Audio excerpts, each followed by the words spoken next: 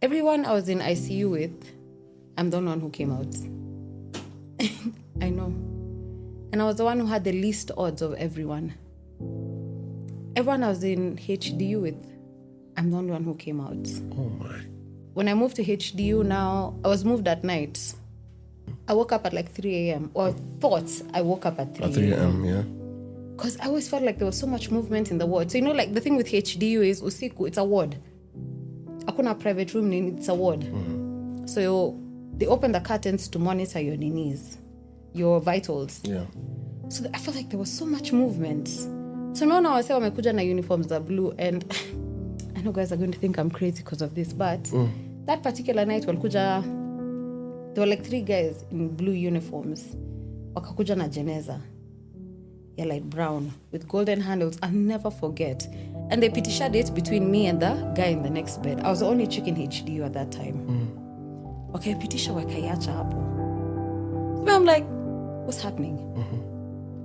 After that, they came after some time and they pitished it now behind my bed. There are moments in life when everything you believe about love, loyalty, and friendship gets tested.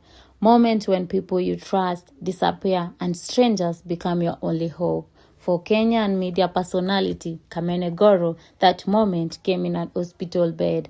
A moment when doctors gave her just 12 hours to live. So I opened my eyes and I'm seeing this Asian man. Daktari. He's like, hi, Michelle. I'm like, hi. So how you feeling? I'm like, I'm feeling pretty okay. He's like, so now I want you to know we have but a few hours. When you came to the hospital, we had 12 hours. Now I'm seeing we have about 4, 5, 6 hours. I'm like, hours to what? No, he's like, hours of you being alive. And he said, but don't worry, I'm a very good doctor. It started like any other healthcare, but quickly spread into something much more serious. KAMENE was admitted to the hospital. What seemed temporary turned into a 36-day battle for survival.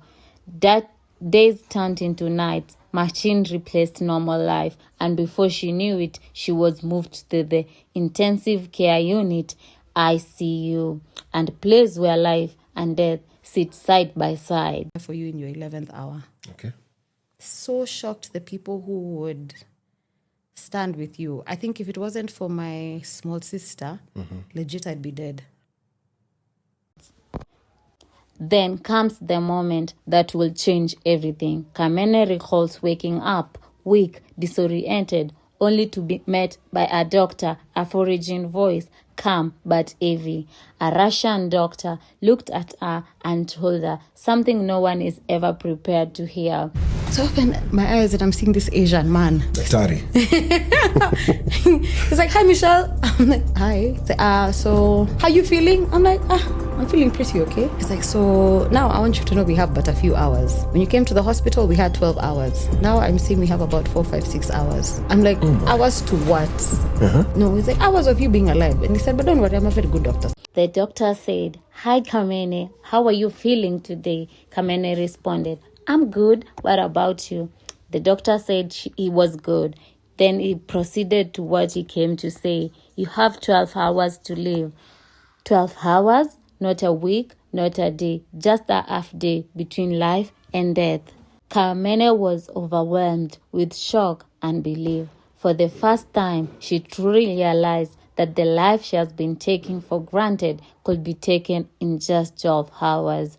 Confused and terrified, she broke down in tears, unable to accept what the doctors had told her. In that moment of desperation, she turned into God, praying deeply and asking for another chance. I just told God, Mungu, I hope you know that you're all I have now. You're all I have. Ni mimi tu now wewe. My level of infection was so bad. They removed 5 liters of pus from my stomach. Because at that point, faith felt like our only hope. Doctors had no time to waste. An emergency procedure was the only option. Oh my. So they couldn't see anything when they cut now open like this. And they removed all my organs, and they removed sasa hiyo usa, and they started putting everything back. High risk, uncertain outcome. But it was our only chance. Machine dipped, doctors rushed, and somewhere between fear and faith, KAMENE fought for her life. And somehow she made it through. But survival came with a cost. The ICU wasn't just So now when they wake you up in the morning to give you your meds, I'm like, guys, why is there so much activity at night? I'm not sleeping. And someone nini kamene, I was like, XYZ happened. I saw this and this. One of the nurses said, guy, kamene, you need to pray. I'm like, I pray all the time. But why are you guys moving bodies at night? She's like, we don't do that. No. Like, kuna mse alipita hivi alafu akaenda hivi. And then she's like, there's nothing behind your bed. It's a wall. Mse alikuwa on the other side of the jeneza alipass.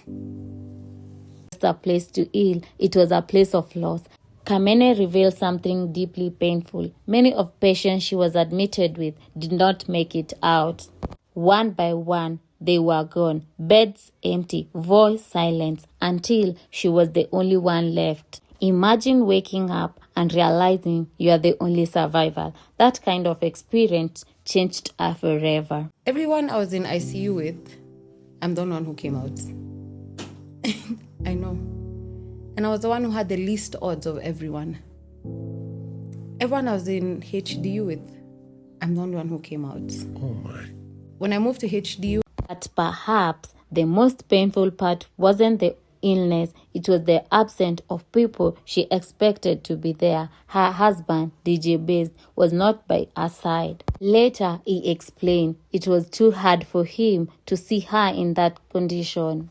And in that moment, Kamene learned harsh truth. The people you think will stand with you in your dark hours sometimes don't show up. I can't tell you I remember any pain or I have many memories, but I thank God for the people who are there. And the interesting thing is the people who are there are not the people who I thought would be there. Who's there? Nikuchekeshe mtu kama DJ JR. I know. And you posted him and said you are heavy. I barely remember, but JR was one of them. JR alikuwa ananilisha ice cubes. Because in ICU, you can't eat.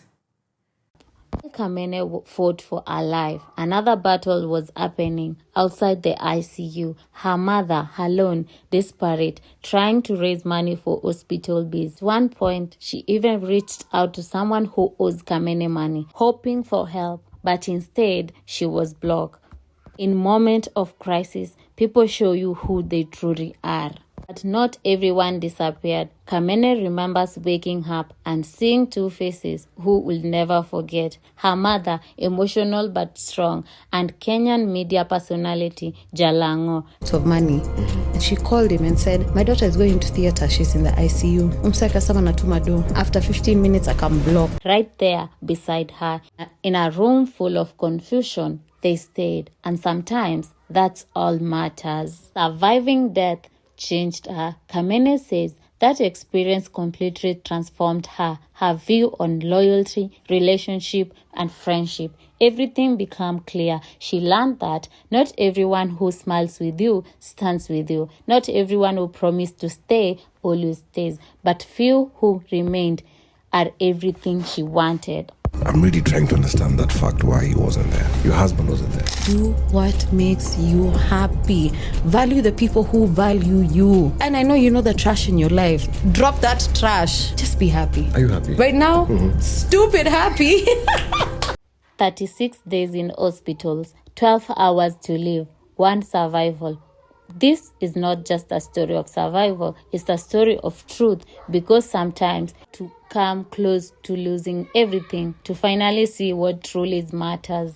When life gave her 12 hours, she found out who was worth lifetime. For more powerful story like this, make sure you like, share, and subscribe to Jackie Trends Kenya, where stories come to life. See you in the next one. Thank you for watching.